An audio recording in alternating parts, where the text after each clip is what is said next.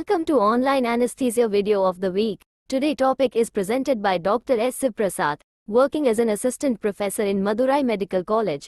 He is well known by students as a great teacher. He has undergone liver transplant training in Sir Ganga Ram Hospital in Delhi during 2007 to 2008. He has great excitement and interest in cardiac anesthesia.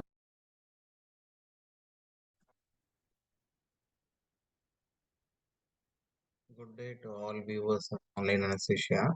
I welcome to you one session of respiratory mechanics in relation to mechanical ventilation. Why this respiratory mechanics? Respiratory mechanics is the study of expression of lung function through pressures and flow and how they relate to resistance and compliance as components of ventilation. And from this, you can derive parameters like work of breathing, driving pressure, and mechanical power and time constants. What are we going to do with all these parameters? These parameters can guide in safe ventilation. Of note, previously we were setting pressures, inspiratory times, inspiratory pauses, and PEEP, and we were ventilating. By studying all the outcomes, now they have devised advanced parameters like work of breathing and driving pressure, time constants to guide us through safe ventilation practices.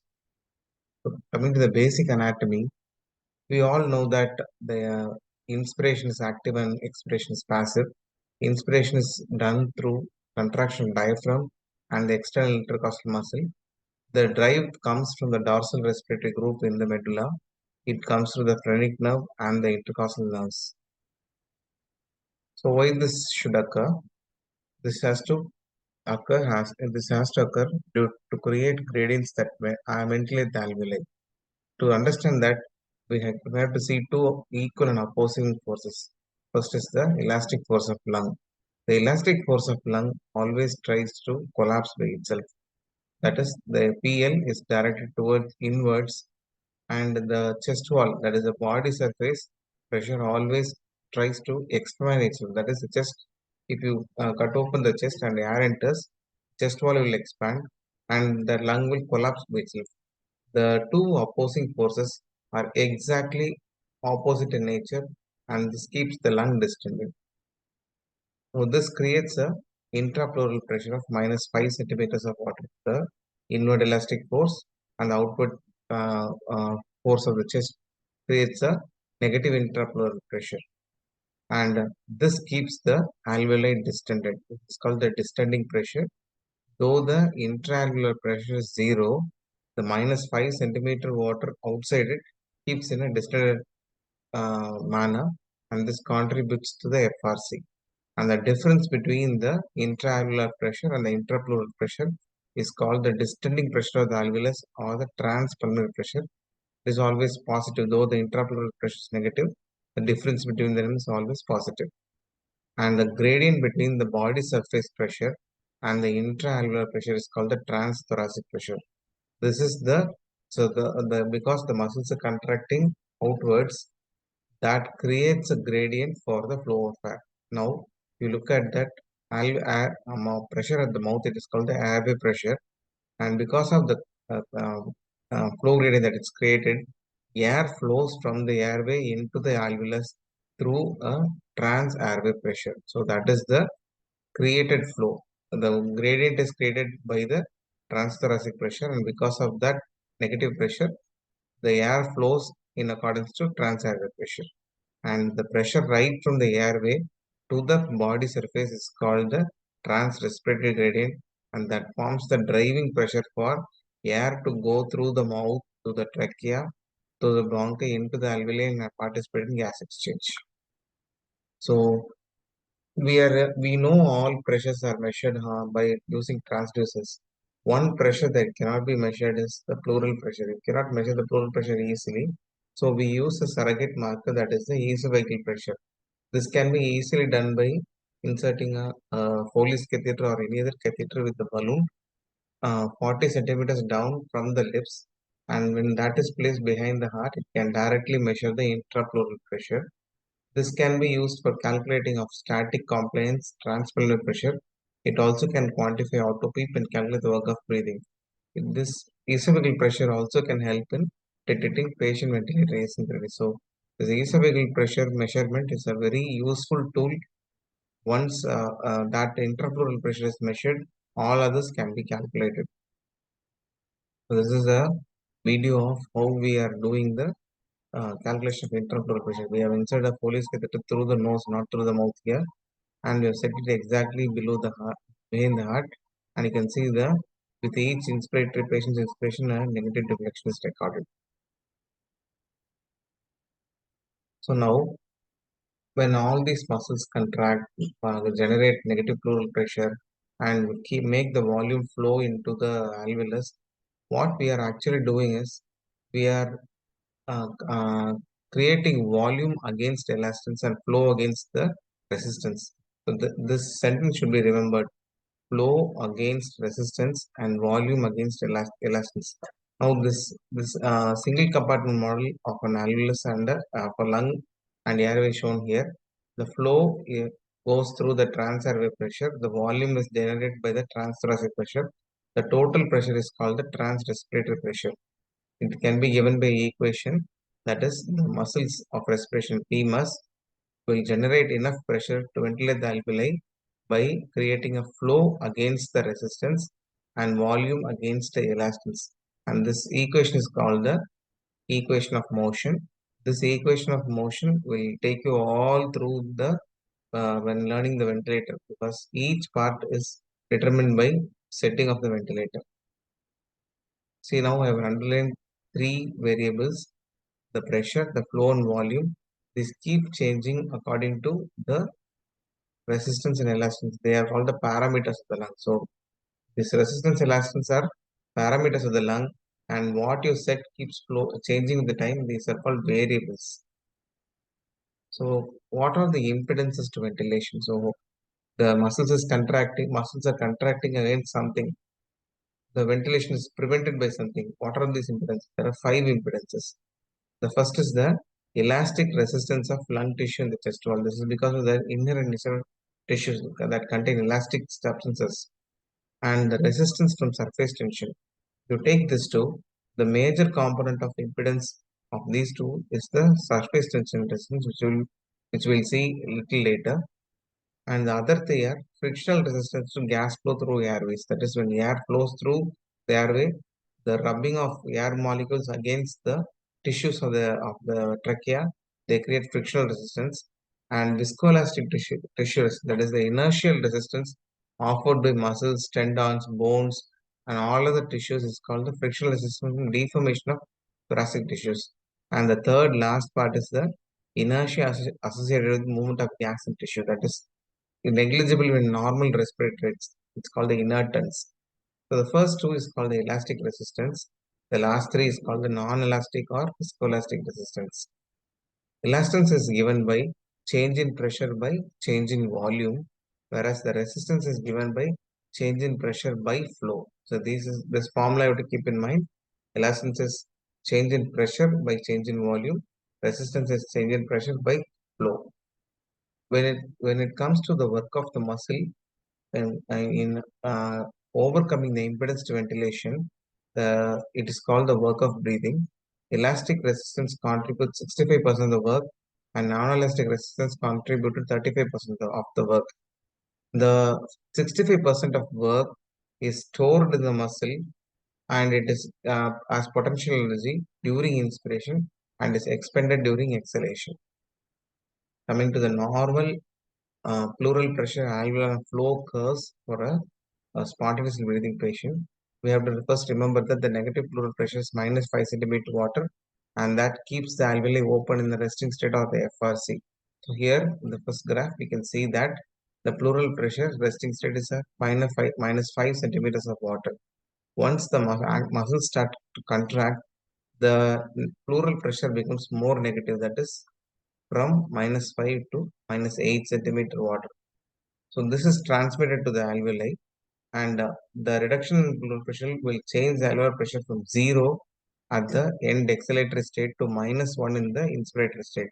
So once the alveolar pressure becomes negative, it has to be balanced by the flow of air. So the flow of air is created from the mouth towards the alveoli, and the flow is at at around 0.5 liters per second. It moves towards the alveoli. Once the pressure gradient is normalized, the flow stops, and now the passive exhalation starts. As I already told you, the energy stored in the as a potential energy is given for the exhalation. All the air that comes inside has to go out again. The flow is in the reverse direction. So now coming to, we have already seen that we have elastic forces. Now, what should we use in what force should we use clinically? Is it elastance or compliance? Whenever we think the word elastic, what comes into our mind? That's the rubber band. Yeah, that rubber band, if it is highly elastic, a new rubber band, if you just stretch it, it just shoots back into its normal shape. So resisting a change in shape is the elastic property of the rubber band. And if you think of compliance, blowing a balloon always comes into your mind. So how easily you can blow is compliance.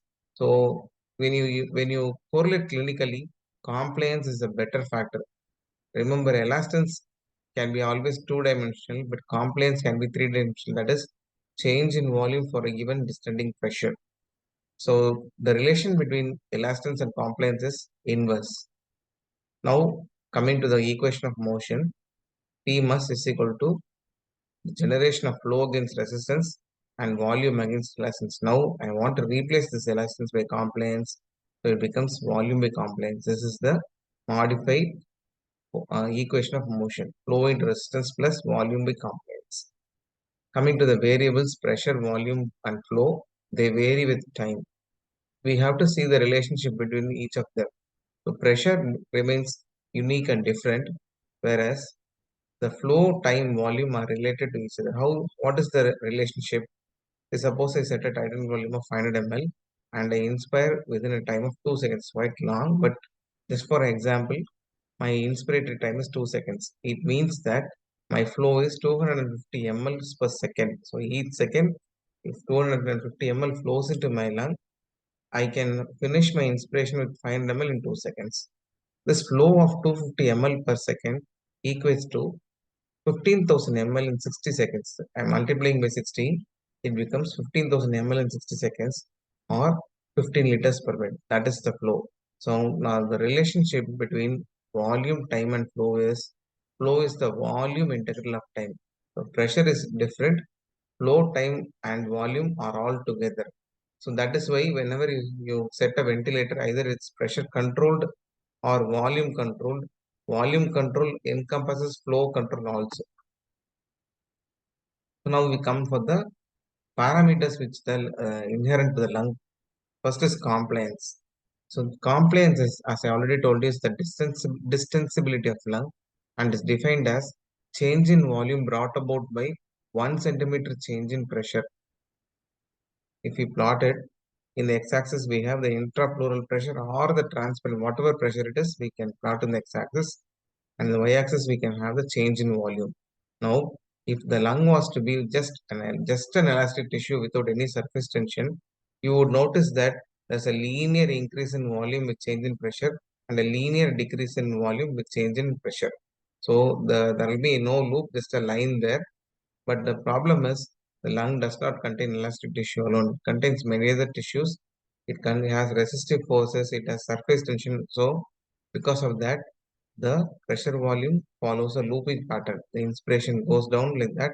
The blue line denotes the inspiration, and the orange line denotes the expiration. And remember, the change in compliance for inspiration is not equal to the change in compliance for expiration.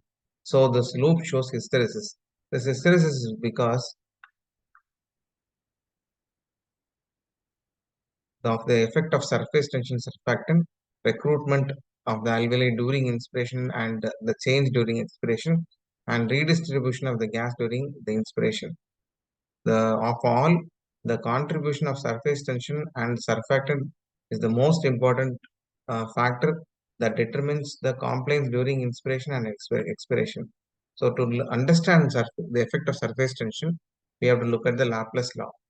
For that, you can have the example of bubble. See now, if I make a bubble made of soap water or water, the bubble always tends to collapse because of the attraction between the molecules of water in that bubble. See, this bubble contains water molecules.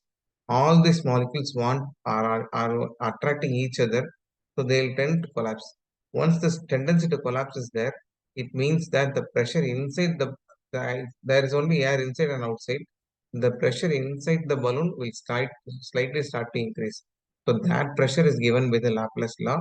That is, the pressure is equal to 2T. 2T is the tension on the surface of the bubble by the radius of the bubble. So the bubble always tends to collapse, and the air inside is a higher pressure, and that is because of the attractive forces of the molecules of the water or the soap water. The clinical implication of this surface tension is that this alveolus always wants to collapse and it impedes the breathing. I already told you of the 5 factors that impedes the ventilation. The two-third contributor for the elastic resistance is because of the surface tension. So this will impede the breathing and it will always cause alveolar instability, which I'm going to show in the next slide. And remember, an air surface interface alveoli will always tend to translate all the fluids that are in the interstitium into the alveoli. So how is it all prevented? This is prevented by the presence of surfactant, that is dipalmitoyl pollen. Look at this. Now we have Laplace law, that is pressure equal to 2T by R. We can understand that as the radius decreases, the pressure increases. So here we have two alveoli. One radius is decreasing, the pressure starts rising, and the air will tend to empty into another larger alveoli. This is called a pendulum effect. If the surface tension is just there without any surfactant, all the small alveoli will have higher pressure and will collapse, will push the air into the larger alveoli, and ultimately only one large alveolus will remain. All the small alveoli will ultimately collapse. So the stability of alveoli is provided by two things. The first is called surfactant, as I already told you. It coats the inner surface of the alveoli and reduces the surface tension. And there's another phenomenon called interdependence, where all the alveoli are held together by connective tissue. If one alveoli collapses, that will pull the other alveoli and it will stabilize itself. And we have also have channels of Martin, that is the interbronchial channels, bronchoalveolar channels called the Lambert's channels, and interalveolar channels called the pores of Kohn. These distribute air together and provide stability to the alveoli. So why should the inspiratory complaints be less than the expiratory complaints? See, that was not understood until the saline filling experiment was done. So once that was done, we understood that as the alveolus expands, the surfactant molecules move apart and surface tension will increase. So in the inspiratory limb, the as the alveolus starts to expand, the molecules move apart. I have shown in this diagram, the molecules move apart and it reduces the compliance. As the inspiration progresses, the compliance comes down. And as the alveolus starts to deflate in exhalation, the surfactant molecules come together and reduce the surface tension, thereby improving the compliance. That is why the pressure volume loop has a hysteresis. Coming to the next factor, that is resistance. It is governed by this formula as per the Bernoulli's theorem. Resistance is equal to 8 into length into viscosity divided by pi into radius power 4. So as the radius decreases, the resistance should decrease. So when you think of the respiratory tract, we know that the radius of trachea is big, the bronchus is small, bronchioles is smaller, terminal bronchioles is very, very small. So we would imagine that as air passes from the trachea down to the bronchioles and terminal bronchioles, the resistance should increase. But this does not happen. You can see in this diagram, for the first 5 generations of Weibel, the airway resistance starts to increase, but after that, it rapidly decreases, and by the 15th generation, the resistance is almost nil. This is because of the great increase in surface area that negates the effect of smaller radius. And the resistance can be derived from the formula change in pressure by change in flow. For a spontaneously breathing patient, it is given by the difference in pressure is given by mouth pressure minus alveolar pressure divided by the flow rate. And the normal value is 2 to 3 centimeters of water per liter per second. See the The pressure is given in centimeters water and the flow rate is given in liters per second. That is why the normal value is 2 to 3 centimeters water per liters per second. And if the patient is being actively ventilated, you can also plot the pressure time scalar and measure the peak pressure and the plateau pressure. The difference between them gives a rough estimate of resistance, and if you divide that with the flow, you get R max. That's the maximum resistance. And R minimum can be calculated by P peak minus P divided by flow. The difference between the two can give a rough estimate of the time constants, which we'll see that in this slide. So time constant, see if you take lung, the whole tissue is heterogeneous. Some units have high compliance, some units have less compliance. Some alveoli ducts will have high resistance and some alveoli ducts will have less. So once the muscle moves and takes in air, the whole lung will inhomogeneously or heterogeneously fill up. So time taken for the 63%, if you have 3 million alveoli, 63% of alveoli will fill in a specific time. That time is called one time constant. You can see here in this graph, in one time constant, around 63% of the lung is filled. In two time constants, 86% of lung is filled. In three time constants, 95, and almost the whole lung is filled by five time constants. In this diagram, you can see that one normal alveoli with normal resistance and compliance is there. We can see that the time constant is measured by multiplying resistance into compliance. So we have a tau value of 0.5, that is in 0.5 seconds, 63% of similar alveoli will be filled in that lung. Here we have one alveolus with normal resistance but poor compliance. This is called a rapid filler. It takes low volume, easily fills up, and it pushes out the volume easily and it deflates very easily. So, uh, uh, uh, alveolus with normal resistance and poor compliance is called a rapid filler and a rapid deflator, whereas an alveolus with a high resistance, it's like a small straw put, giving air into a large balloon. They will slowly fill and with the higher volume and slowly deflate. So here the time constant is larger. So why should we all know this? Because time constant is being measured in new ventilators. You can see here the inspiratory time constant, expiratory time constant is measured by the resistance and compliance. R ins, R X are the resistance values. C stat is the compliance value. With that, they have measured the uh, um, time constants. So if you set your inspiratory time less than 3 time constants, the inspiratory flow will not be delivered properly. That is, you will not be able to achieve a good tidal volume. And if you set the expiratory time in less than 5 time constants, you will definitely get into autopip. That is, the exhalation will be incomplete and autopip will be set. So in the latest ventilators, you can set the inspiratory time, expiratory time based on what time constants are is there in that patient. That is possible with the advanced ventilators. Now coming to airway pressure during passive ventilation, that is a controlled ventilation where the patient does not have any effort. He is being given a tidal volume and that will generate a pressure. How will that be going to say? In x-axis we have time and y-axis we have airway pressure. Now that is the baseline. You set a PEEP, that is baseline approximately 5 centimeters of water. And as the ventilator starts to give flow into the patient, the pressure starts to rise. And first it has to overcome the airway resistance. Initially, there is no volume delivery.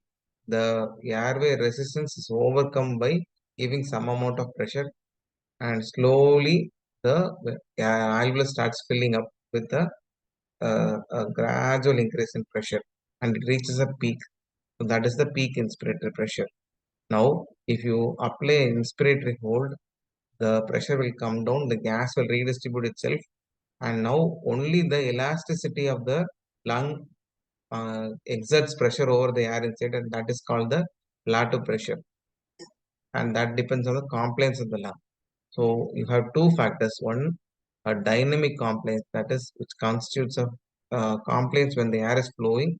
It is by the elasticity and the resistivity, whereas the plateau pressure will tell you only about the elastic features of the lung. So parameters that can be related to pressure and time are PEEP, mean airway pressure, strain of the lung, stress of the lung, and stress index. And there are, of course, derived parameters from them. What is physiological PEEP? Whenever you are inspiring and exhaling, you would have seen that when you do an intubation without relaxation, the vocal cords keep moving with the respiration. So whenever a patient is exhaling, the vocal cords slightly come together and produce small amount of PEEP. The vocal cord adduction during exhalation generates a small PEEP. The negative pleural pressure keeps the alveoli open even at the end of expiration. These two together, along with the nitrogen in the alveoli that does not escape into the blood altogether, even at the end of exhalation, the alveolus will not collapse fully. But what will happen when you give a neuromuscular blocker and intubate the patient, the action of vocal cord is lost. So that will release the PEEP generated during exhalation. The neuromuscular blocker will relax the respiratory muscles and it will negate the effect of FRC. So alveoli will tend to collapse at the end of normal exhalation during ventilation. We have paralyzed the patient and intubated him. So whenever you paralyze, intubate the patient and put him on a ventilator, it is advisable to keep a PEEP of 5 to 10 centimeters of water so that the alveoli are open at the end, even at the end of exhalation. And now, if you want to improve the oxygenation, you can increase the PEEP.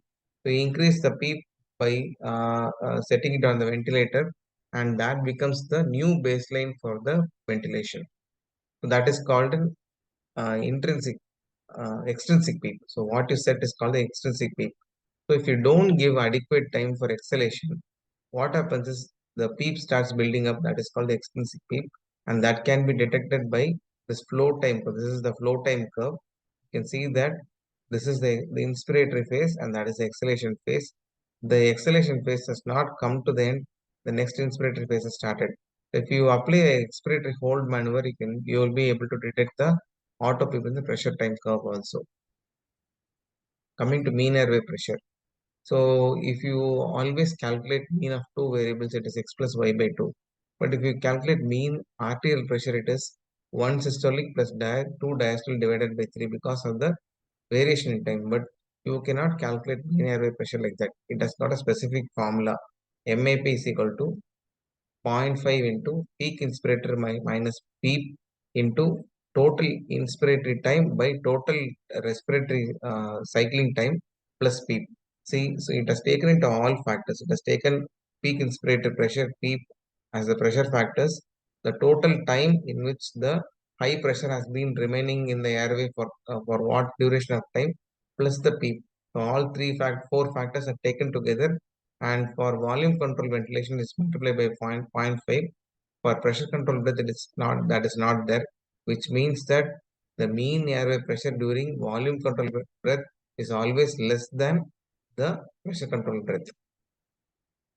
So the normal mean airway pressure is 5 to 10 centimeters water, and MAP is directly the better the MAP, it equates to higher PaO2 that is achieved. We have already seen about resistance. Just in one word, I would like to remind that if you just want to estimate the airway resistance, you have to look at the pressure time curve. The peak inspiratory pressure minus the plateau pressure will give a rough estimate of the airway resistance. Coming to stress and strain in the lungs, stress is the distribution of forces due to tidal volume activity. You are applying pressure on the inner surface of the lung, and that gets distributed. Now that produces stress on the lung. So it can be measured with help of transpulmonary pressure, or plateau pressure is a good surrogate marker of stress. So it should always be less than 25 centimeter water. That is the plateau pressure, normal plateau pressure range. Strain is the changes in lung volume that is produced by the stress. Strain is equal to delta V by FRC. And if you calculate the change in volume and FRC, and if you calculate any strain more than 2, it's a dimensionless variable. Any strain less than 2 is harmful for the lung. Coming to the stress index. It is the shape of the pressure time curve during passive control ventilation, and it represents stress on the lung tissue. If you look at this diagram, you can see that first initial resistance is overcome, then the lung starts filling normally. It's a linear line going up to the peak. So here the pressure increases in proportion to the volume, and compliance is constant. This is good, and the stress index is 1. Now look at this diagram. After initial increase of pressure for the resistance, it has become weak. It indicates that the compliance worsens as the lung is inflated, and the curve shows upward concavity. This is due to over distension.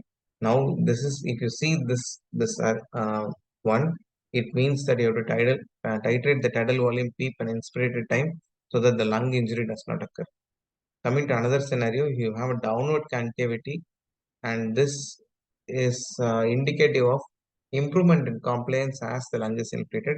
So here, if you see this, it means you can increase the tidal volume, you can put recruitment maneuvers, can keep, and all this can be tolerated by this patient.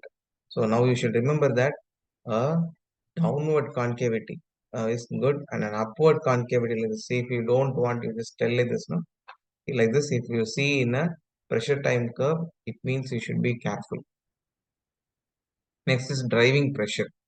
So whenever we talk of ARDS, we talk of lung protective ventilation. Or there are three factors that you should do when you do a lung protective ventilation. That is, set a tidal volume of 6 to 8 ml per kg predicted body weight, set a PEEP of at least 5 centimeter or more, a P plat of less than 25 centimeters of water.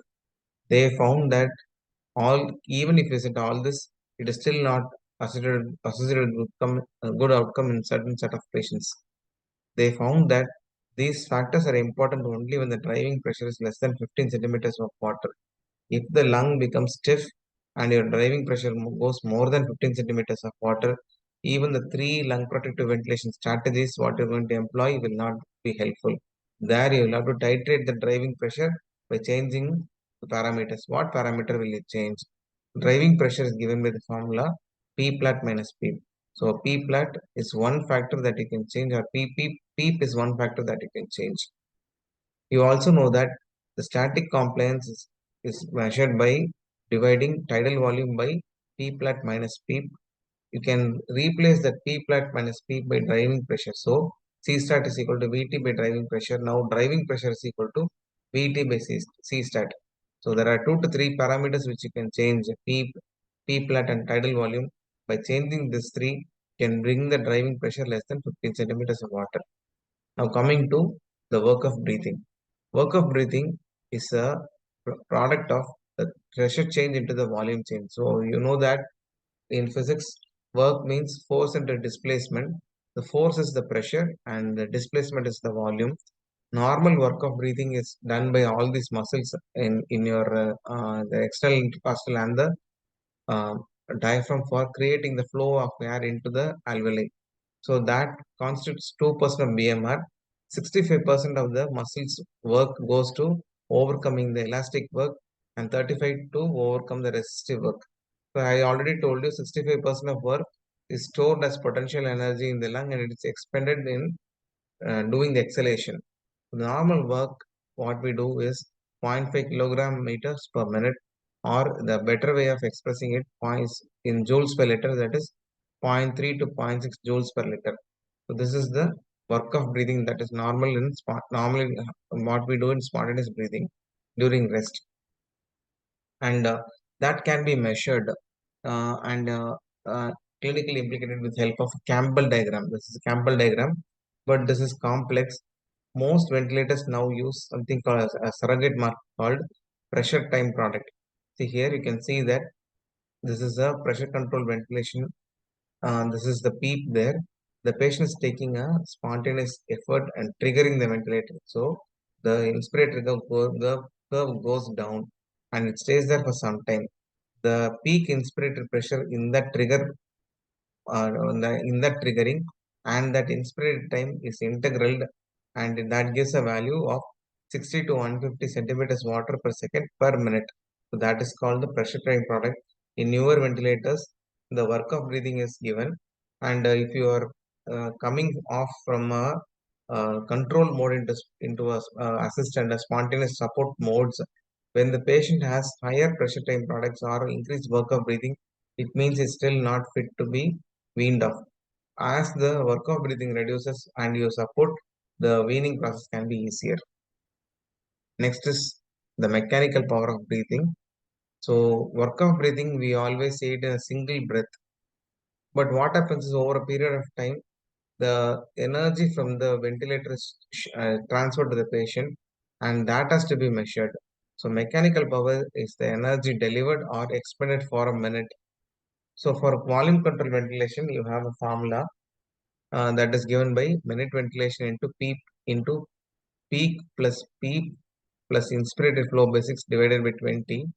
And for pressure control ventilation, it is dependent on tidal volume respiratory into peak inspirated pressure plus P. So applying this complex formulas, machines will calculate the mechanical power of breathing. And what you have to remember is that if you have to expend more energy, that is the ventilator has to spend more energy driving the gas into the alveoli, it means there is poor outcome. So mechanical power of 12 joules per minute more than that will indicate poor outcome. Now to summarize, there are three variables or four variables: pressure, volume, flow and time, and two parameters, that the compliance and elastance. And with that we can form the equation of motion, that is the PMUS, the muscle generated pressure is equal to flow against resistance and volume against elastance or volume by compliance. The normal compliance in a healthy human lung is around 50 to 100, that is 70 to 50 to 100 ml per centimeter of water. The resistance is 2 to 3 centimeters water per liter per second. The time constant, which will help in setting the inspiratory and expiratory time, is normally 0.2 to 0.3 seconds. The peak inspiratory pressure, which overcomes resistive as well as the elastic forces, is 25 to 30 centimeters water. The plateau pressure, which is against only the elastic forces, around 20 to 25 centimeters of water. The mean airway pressure, which is calculated as 5 to 10 centimeters of water. The strain should be less than 2. The stress should be less than 25 centimeters of water. The work of breathing should be less than 0.3 to 0.6 joules per liter. That is, if you have increased work of breathing, it means your compliance is less and you have increased resistance. And that is given by a pressure time product of 60 to 150 centimeters water per second per minute. And the total energy transferred from the mechanical ventilator or your muscles should be less than 12 joules per liter. So with all this, we can understand how the patient behaves for ventilation or how the ventilator should be adjusted for the patient to ensure a safe ventilation. Thank you.